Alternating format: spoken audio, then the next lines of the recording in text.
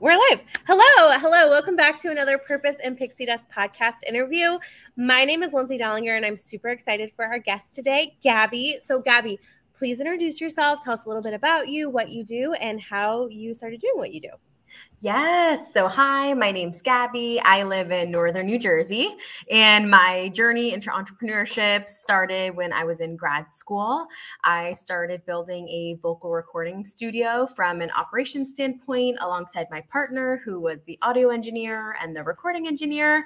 So that was really my foray into the work that I do now. I practiced a lot of community-based marketing, community-based fundraising, and really making sure that we put our community first and serve from our hearts, and always focus on income after impact. Impact first, income came second, especially with the artists that we were recording.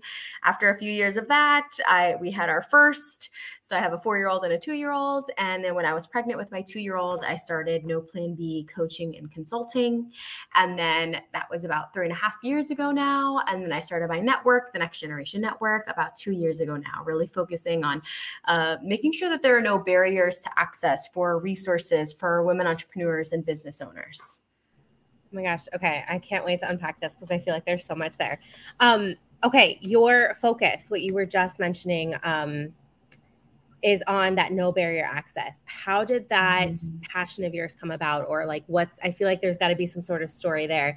Why are you so passionate about that?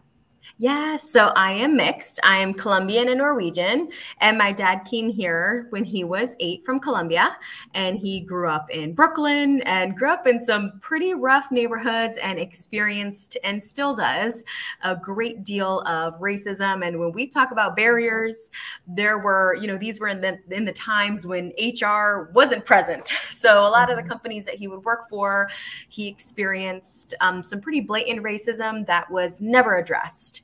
And I always, as I got older, he would share the stories with me. Even just the other day when we were chatting, he was getting emotional, sharing stories about how there was one man that did come in who was Hispanic as well, and who opened doors for him that others for 3 years had been slammed shut in his face. And being that I was mixed, because I wasn't full Hispanic or I wasn't full white or European, it also meant that I had barriers to resources. I didn't really know how you were supposed to save or apply for college. I didn't understand that, am I allowed to apply for all these different colleges, even though my parents have let me know I can only go to the county college because that's all that they could afford. So I didn't have the right access to networks that could have maybe broadened my horizons, which we know how important it is to have people on your side that have been through it and maybe could have shown me ulterior ways that I could have funded college or different expansive networks. And then I did a lot of work with my church growing up, going on mission trips that allowed me to see how the other half lived, per se, and allowed me to see that at the end of the day, we're all human. And I think that we all deserve the same access to resources. Will we ever get a fair piece of the pie? That's a never ending kind of theory. Yeah. But while I'm here on this earth, I'm going to do every single thing that I can to ensure that those that come after me have an easier time than I've ever had. That don't have to go through the things that I had to experience in order to get where I am today. Yeah. I love that passion and that purpose so much. That's one of the huge reasons that I'm a Spanish teacher. Because I do that as my full-time job. I'm not sure if you knew that, but I am a high school Spanish teacher. And, once I started learning about other countries and I studied abroad for the first time and then the second time and third time, and I just kept going abroad and just hearing perspectives from people that were so different from the way I grew up or the people that I, even surrounded myself with. And it's not like my fault. It's just the people that were in my area. And then, hearing stories like that. And I'm just like, oh my gosh, I have so much empathy and also, yes, so much desire to change our world and have those equal opportunities for everyone. So I love that. Absolutely love that. Yeah. So let's talk a little bit about your network community and how networking is so important. What tips do you have? Because a lot of my listeners or viewers are women who are building online businesses. So what are some tips that you can give us for, especially women just starting out and how they can be successful in that area? Yes. Oh my gosh. I just went live about 2 hours ago with ATG. She's based out of Las Vegas, but she has an amazing event that's coming to Vegas in September. And I'm going to be hosting some networking breakouts and some interactive sessions and learning sessions. And that was one of the questions that she asked as well. And the 3 answers that I gave was, first of all, I want you to start local. I think that it's a very popular notion to join programs that might be massive, where you're one in 10,000, 20,000 people that are a part of said program. But I would ask that if you do that, completely understood, but also try to bring your networking at a local level, because oftentimes our energy can transfer much easier in a person-to-person, like in-person format versus online. And sometimes you can feel alignment, strategies, and energy differently. And that's way you know, okay, maybe it's time for me to exit this, or maybe this is a relationship I should really lean into. So I ask that you find local groups. If you don't know of any, let me know. In any single hub, I definitely know of an active Facebook group or an active community that might have in-person events within that given location. And then my second one is whatever platform is you're choosing. Mine is usually Instagram. I always call it kind of my playground, my place where I show up, feel like I can show up truly as my authentic self.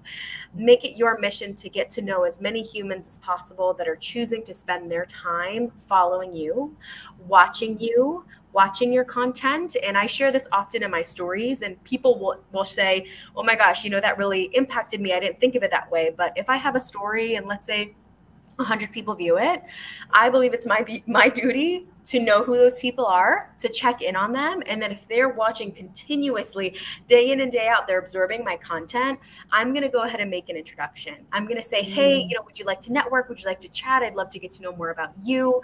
So really building that relationship first. And it comes from the people that are probably already watching the work that you do, maybe admiring you, maybe they have questions, maybe there's some sort of collaboration that could occur. But that would be my second one. And sometimes my biggest pain point of those that always have the desire to grow bigger followings is I want you to get to know who's already following you first, and then imagine how much bigger your impact could be once you get to know them, and then can add more friends, into that plate. And then usually my third one is that treat everyone that you can with a level of respect that you wished perhaps your younger self could have gotten or could have received. I've gone to several networking events where maybe I went alone, or maybe I was noticeably uncomfortable, and someone in the room made it their priority to help me feel at home. So whether that's you, that can be that change in a networking event where you see someone that seems to be floating off alone quite a bit, or doesn't really seem to know anyone there, to be the change and to perhaps do something that could have made your younger self feel more at ease in a networking event. Just lead with love and compassion and respect. I'm over here like having a coughing fit. Sorry. I'm like, thankfully I muted, so when I do this in the audio, but man, this happened to me all week for my allergies. Oh my gosh, there's literally so much that I want to unpack with that. So the second thing, when you were talking about your stories and interacting with people, I think was huge, because there is so many times, especially with Instagram, that I have heard from people that they have trouble building community.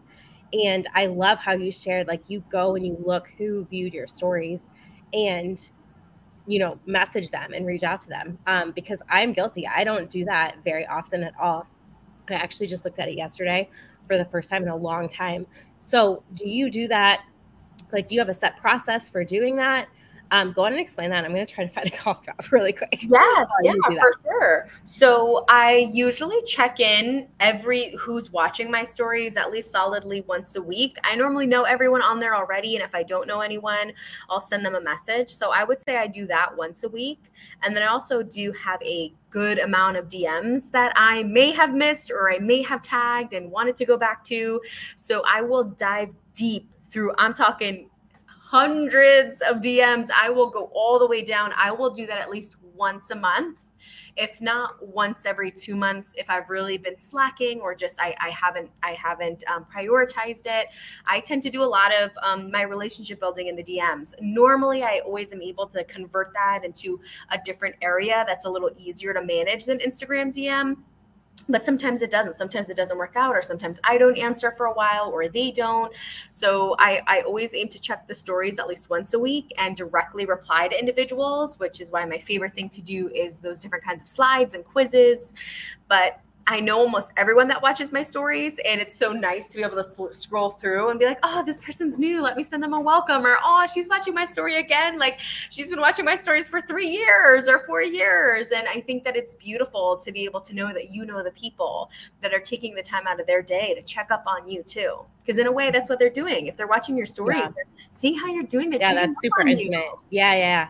No, I love that. And that's such a good point, because you can usually pick out those people who are newer. Because you're right, you see the same names over and over again. Yeah. Which I never thought about doing on Instagram.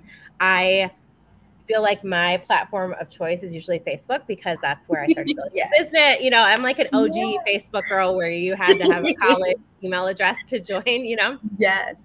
And so I'm very intentional with doing that, like on my posts, but I'm going to definitely start doing that in my story. So thank you so much for that tip.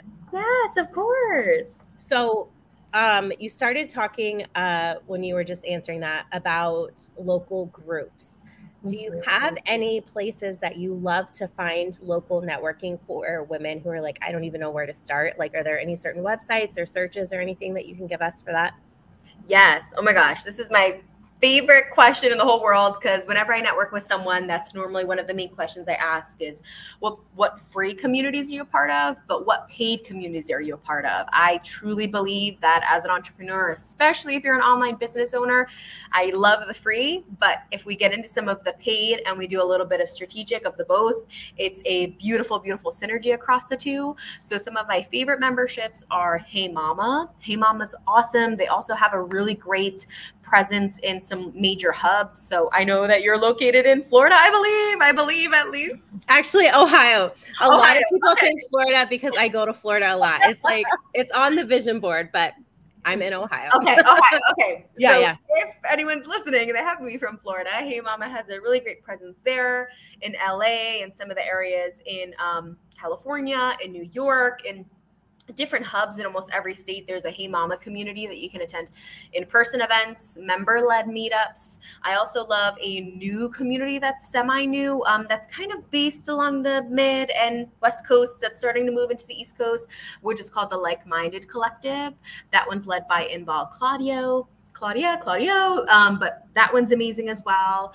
I also love, for any consultants out there, The Upside by Erin Halper. She doesn't do, at least the last time I was a part of it, she doesn't do many in-person events, but great virtual events. I also have my own network where I do events once a quarter along the East Coast. That's called the Next Generation Network, where we focus on bi-weekly virtual networking. And then if we're talking other free communities where you can find people, I mentioned earlier ATG. So she has a personal branding for entrepreneurs, female entrepreneurs Facebook group.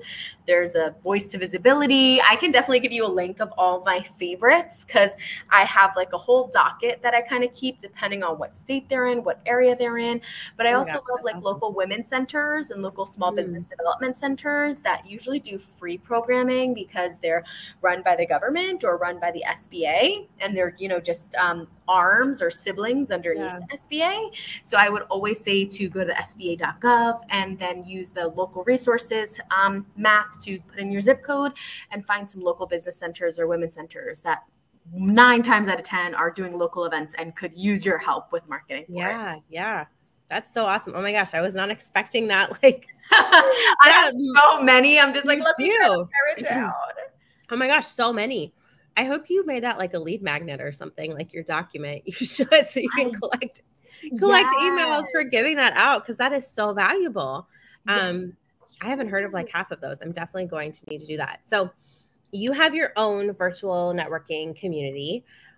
For someone who has never done virtual networking, because I know the first couple of times that I've hopped on some calls, especially for the first time in a community, I can feel like not really sure what to expect, or even maybe like a little bit awkward. So what could you tell people to expect, like if they specifically attended yours, or just virtual networking in general? Like, what does that flow kind of look like? Yes. So a lot of virtual networking events that you're going to attend, mine are speed networking events. So they're with structure in mind. And I have an entire structured plan that we follow. So I always mention this on any emails you get before joining the call, but we always do an intro exercise, which includes you, right? Kind of not a pitch, but you sharing what you do, who you are, where you're located, and opportunities that you're open for.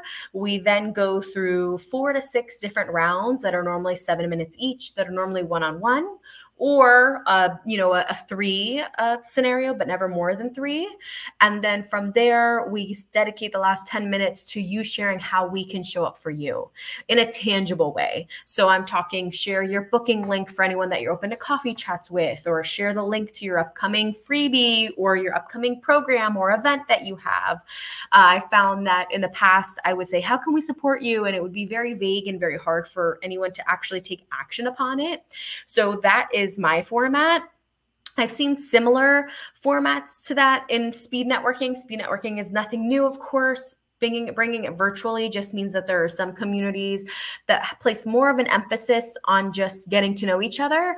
In my speed networking, I want you to find collaborative partners. I want you to find future clients. I want you to find people that you can truly see as members of what I call your biz fam. So it's our job to make you feel comfortable, but it's also our job to help you connect the dots between people that we know that we want to directly introduce you to, where I would see that in the past, in some other events that I would go to, it would be a little harder for me to say, oh, could you introduce me to them? And it's like, oh, I'm not sure. I'll have to think on that. I'll see if you're ready to be intro to so-and-so. So I think if you're going to be coming to a virtual networking event, trust that the person that's leading the event has done their research, has taken all of the feedback that previous attendees have given, and have curated a beautiful event for you to be able to show up, to be seen, to be heard and supported. And if you go to an event and you don't enjoy the energy, or you don't feel like it was beneficial to you, because there are a lot of people that are doing speed networking right now, if you feel like, okay, I got to know a bunch of people, but none of them can really help me move my business forward, and this isn't the season that I'm in, then feel free to send me a DM or, shoot me a message on LinkedIn, and I'll be happy to share some awesome networking events where really the people in there are there to build with you, collaborate with you, and curate relationships that will last the test of time. I love that. And I love how you pointed out the 3 types of relationships that you could have. So you could meet someone that you're going to collaborate with. You could meet someone who's going to be a future client, or you can meet someone who's either going to connect you with someone, or you can connect them with someone that has that need. And that last one, especially, I feel like we don't think about a lot.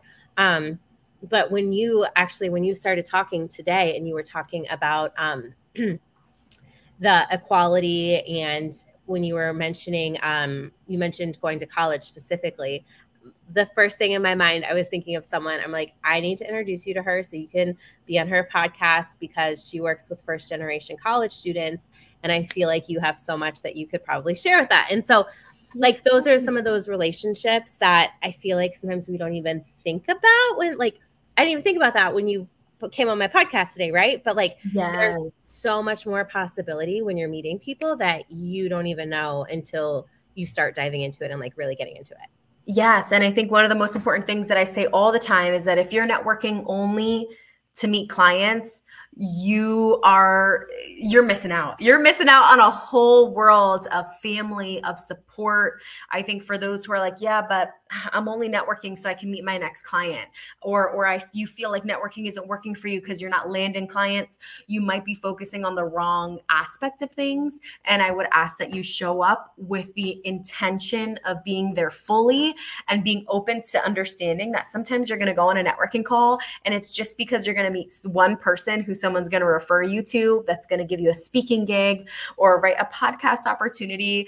I think you have to really have your options open and also know your goals and say, wait, if your only goal here is to only get clients, maybe you might want to be a part of a BNI or some sort of community that's really focused on solely referrals. And that's what everyone's there for, because that's the number one thing I always hear people talking about and community leaders talking about of, oh, so-and-so dropped out of my group because they didn't get enough referrals. But don't they understand that, relationships a long game?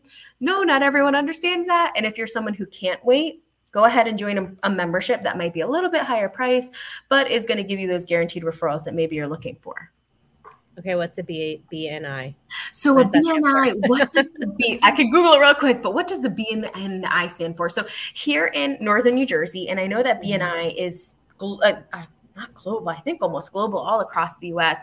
It is a higher pay-in, and they meet, I believe it's once a week. So it's also a bit of a higher frequency, but you go to the meetings knowing that if someone comes in, it's only one person per specialty, and that person, right, has paid to be there, and that person is giving you leads, and you are giving that person leads. And now I don't want to like misspeak on it, because I have a lot of friends that are in amazing BNI groups. So it can be an amazing community for you, but it also is for you if maybe you're at a different level in your career and you don't really see the need to join all these groups that I just mentioned prior. You're like, I'm good. I just need more access to more clients and more referrals. Perhaps a BNI that has an open spot for you in the work that you do might be the best. It is going to be a larger investment, and it is also going to be an investment on your part of time, and also making sure that you give referrals to the other members that are in your group. Interesting. I have heard of that concept within groups before, but I've never actually heard the term BNI. So yeah, it's old too. BNI has been around for a while. So if anyone has any spinoffs, it's more likely than not because maybe they attended a group like BNI and then just didn't like so-and-so about it. And so they put their own spin on it. Okay. I love that. Oh my gosh. You have so much good information. I feel like we could chat forever. So what is one piece of advice to the person listening today, like one takeaway that you are hoping that they take from our conversation to move their business forward?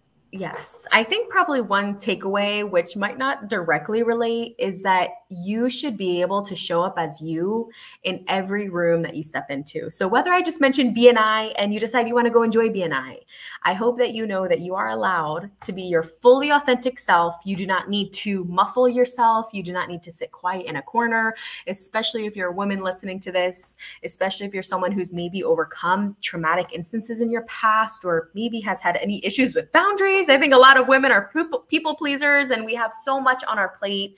When you go out and you network, I want you to know that you can be whoever you'd like to be, and don't ever feel the need to change yourself because someone else told you that you need to be more digestible, or you need to be, a smoother glass of water to drink. You're a little too hot. I need you more at room temp.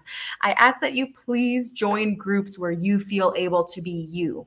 That's like my number one takeaway. And if you don't feel like you can be yourself, or if you're changing yourself, or you're becoming a person that you never really intended to be, to have those check-ins once a quarter. Is this still filling me up? Is this still serving me in the way that I intended?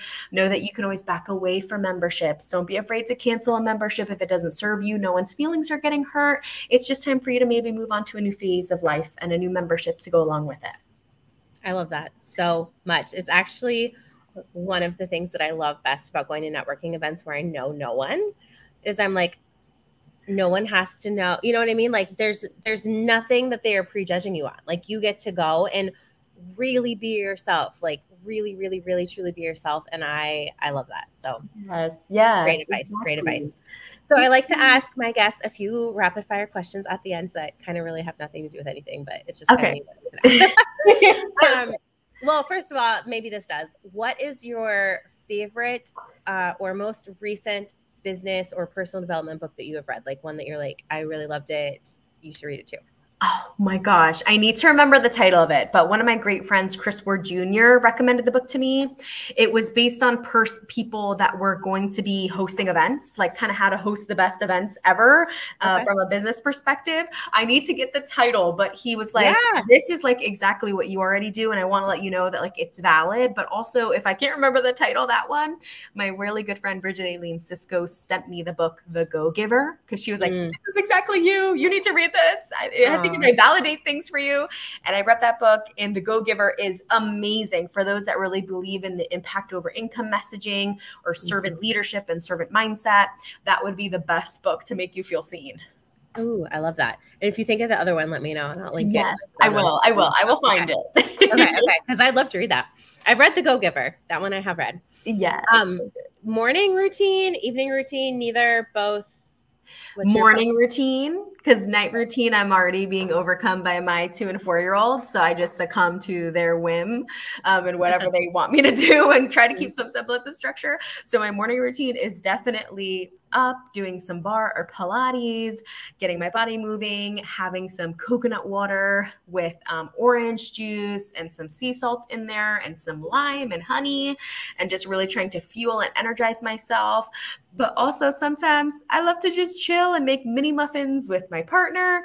And so I'm definitely a morning person and definitely morning routine, overnight routine. Okay, I love that. I love that. And what is your favorite place you have traveled and or like a bucket list destination that you really want to go to?